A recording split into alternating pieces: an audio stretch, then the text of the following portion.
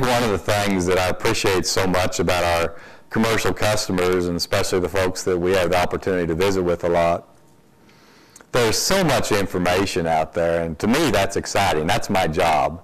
But you know, there's so much information out there in nutrition and forage management and agronomy.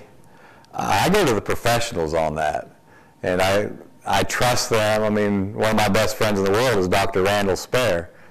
Dude, tell me what color box I'm supposed to vaccinate. It's his job to know that stuff. Now, I want to know the big picture. And my point is, with this information, if we will take the information and not overanalyze it, because it's really pretty simple.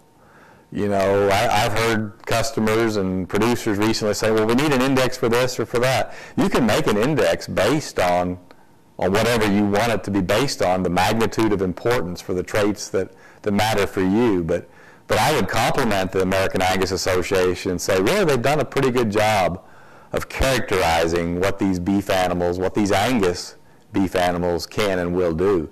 And that's what genetic predictions are all about. So if we don't outthink ourselves, I mean, one of the fun things that I get to do every day is like, well, I want to see the genomic profiles of those cattle.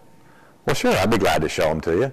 Well, what do you think that means? I said, well, what it means is the language that I speak is genetic predictions. The language that I speak is expected progeny differences. The math behind those profiles and how that goes into the EPDs, you know, my friend Sally Northcutt is probably one of the few in the world that understands it. But here's the deal. She's right. It works. I use it. It's pretty simple. And so if you will trust the data that works, and people go, well, how do you know it works? Because we do this for a living. I've gathered the data on cattle that have had their genomic predictions, and then I have gathered their phenotypes to turn in their birth, weaning, yearling, and carcass data, and voila, the rank correlation of it is right on. And so let's don't outthink ourselves. Let's not overanalyze it. You know, we need to look at calving knees. We need to look at early growth. We need to look at stature. We need to look at heifer pregnancy and the maternal components. And form follows function. You know, I often hear how you never look at them. I have my arm in each one of them a minimum of 3 times.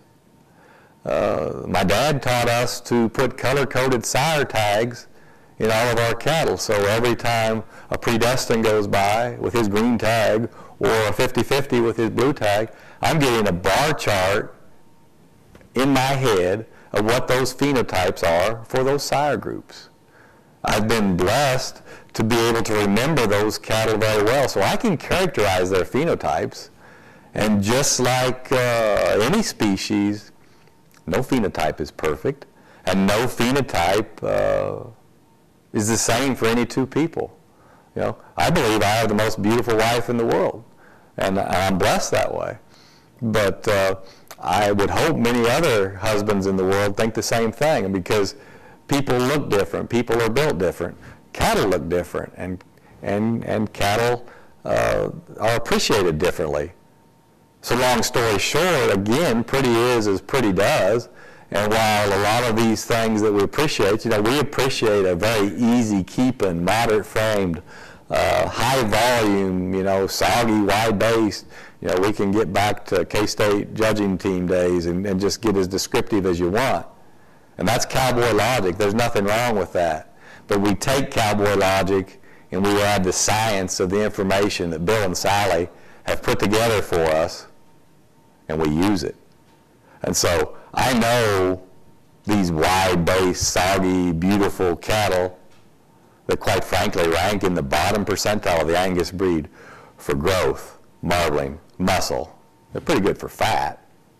They're pretty bad for heifer pregnancy. So when we look at all these things, you've got to put it all back together. And let's don't overanalyze it. Let's use the cattle that make our business, our customers, more money.